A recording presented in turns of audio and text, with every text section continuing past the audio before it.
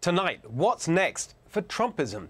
According to a report this week, Donald Trump is telling people close to him that he is indeed planning on a 2024 White House run, with his eye on Florida Governor Ron DeSantis as his running mate. But whether or not he's the candidate, his policy revolution has already completely transformed the Republican Party. Now there are new plans to make sure that that transformation is permanent.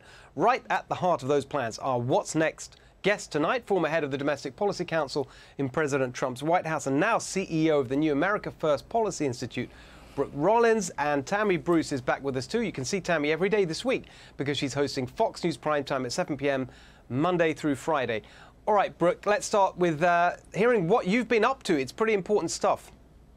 Well, Steve, thank you for having me on. Yes, just a couple months ago, in fact, your just prior guest, Larry Kudlow, and myself and a lot of the administration officials from the last administration, Rick Perry, Linda McMahon, Chad Wolf, David Bernhardt, lots of superstars, Pam Bondi, launched the America First Policy Institute with the idea that the 4 years previous, where we had transformational policies enacted and implemented and truly lives changed across the country, how do we keep those policies going? How do we continue to build the coalition that, frankly, no one expected, was completely unprecedented, and we saw numbers that we've never seen before from people supporting these ideas and these concepts that were brand new to the ideas of freedom and liberty and less government and prosperity. So it's very exciting.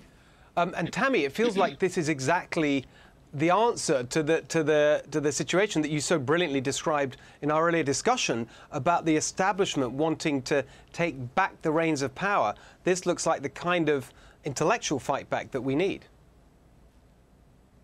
Well, it is, and it remains a reflection of the Trump ideal and the Donald Trump vision. There may be Trumpism, but it really is the conservative ideal. It is about American personal freedom. I don't know why people are looking at this as though it's some new, crazy scheme, right? This is what the founders had in mind. Donald Trump, right, I would argue, is exactly the guy that they imagined for the presidency. But because of the power of this kind of country needs a powerful vision. We see what happens now with no center of gravity in the White House, without a single person with a single vision, being able to look to America with pride, to lift her up. That really doesn't exist at this point. So, and I think that what the Biden administration has done really highlights how magnificently successful that conservative ideal as applied by Donald Trump really was, because all they've done is reverse everything Donald Trump did and look at the condition of the country, ranging from the economics to consumer sentiment, to inflation, to violence in the cities, to chaos when it comes to immigration and the border, to the sense of optimism of the American people. All they did, and all they spent their time doing, is reversing what Donald Trump did. It is an obscene gesture to the American people as punishment for daring to fire them. Well, they're going to have that experience again, and I don't think that there's a new vision of what it means to have supported President Trump, or what Trumpism means, or what Brooke is working on. It is a return to the American ideal. It is that simple. And we like experiments. This country's an experiment, and we trust our fellow Americans. And so when something like this happens with the Biden administration, we are shocked and we're insulted because we've trusted people, and now we're going to have to go back and realize that some people don't mean well, and other people mean to lift us up. And that is going to be the fight in 22 and 24. Exactly. Brooke, tell us about some of the specifics you've been working on. We talked a few weeks ago, and I was excited to hear you talk about your focus on some state-level policy making and so on. How are you going to kind of spread this agenda?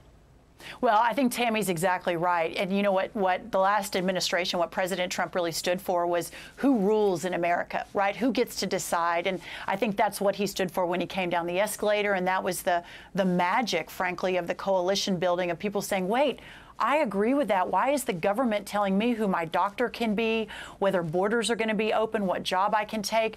That's not okay. And we saw it happen firsthand. What happens when you return power to the people? So how do we build on that? Whether it is making sure that the America First agenda of better jobs and better health care and an education that parents get to choose for their own children, whether it is an energy policy that lifts up all energy and makes America energy independent, independence, securing national security, making sure we continue the fight for those policies, A, in Washington, as we outline the difference between the Biden administration and the Trump administration, but B, taking that fight to the states and taking those policies to the states and making sure that that America First agenda doesn't just continue for the next 2 years or 4 years, but truly for the next 100 years. And that's, I believe, how we save this country as we battle for her soul.